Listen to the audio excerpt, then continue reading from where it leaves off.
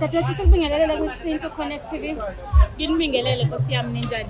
Siyaphila dadewethu kunjani? Kuphila mina bakithi. Ubani oseceni kwami?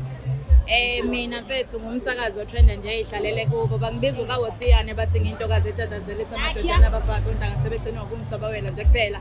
Bathi ngusomnyama yesabeka bathi ukubagcina lokho mfethu ngapha kusintombi umashudula bathi nje mfethu ngintokazi encane eyibuyisela ithemba ebantwini yimi ke loyo ngihlala le kwanyuso mfethu ngokuhlala.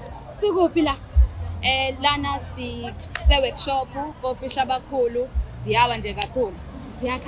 Ziyakhala mfethu ama-artist o-MC Nkosi yami sebesiphumelele makunje sizophumelela dadewethu noma sikabaningi kanjani ake sibuyele la siyazi ukuthi abantu bakubona endimeni kaMaskandi bayakubona emicimbini kaMaskandi mhlawumbe liphi igalelo onalo wena ngokwamaskandi? Mina nje okwami kulula kakhulu dadewethu ungena ngifake i-artist angina indaba nje MC ngendlela MC ngayo usabonile isikhathi esiningi usube khona endimeni kaMaskandi mhlawumbe ngokwakho uMaskandi wamanje ufike ngani kunoMaskandi asekuqaleni noma wakudala? Ngingasho nje ukuthi kuhluka kakhulu kunesikhathi sakudala okwamanje kusebenza kakhulu ukuthi kumele ungene ku-social media uyifake ebantwini mungayifaki uthi mawungena abantu abazazi ingoma zakho kube ngazuthi into oyenzayo ayikho kanti ikhona kepha kumele usebenzise i-strategy usebenzisane nama-influence ukuthi umculo wakho ungene egazini ebantwini.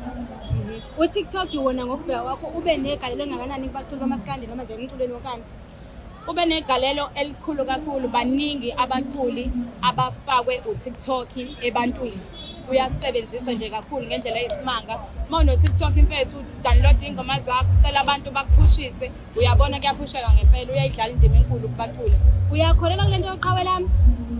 Angikholelwa kakhulu Nkosi yami kwilento yoqhawelami abaculi nje abaculi ngibona nje engazuthi mawuthanda loyo mthande kodwa kungakhona lo omgxekayo okanye ofuna ukufaka inhlabathi esimpeni sakhe. Ibulele kanjani umculo kaMaskandi yoqhawelami?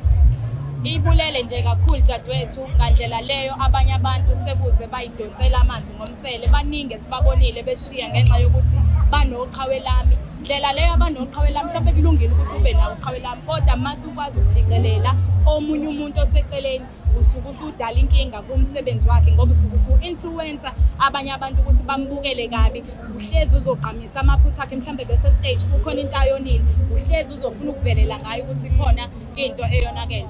Sisalapho kunabafowethu abadlulile emhlabeni abebeqhambisa kakhulu uMaskandi okusolakala ukuthi indlela abadlule ngayo iyafana and okungenzeka ukuthi lento isendimeni kaMaskandi ngokwakho nje kuthini uphawula wakho lelo daba?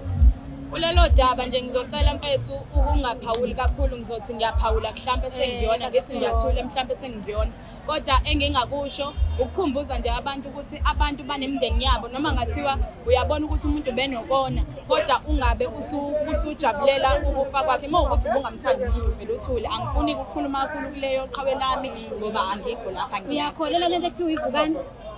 Angikholelwa mfethu kulento eyivukani.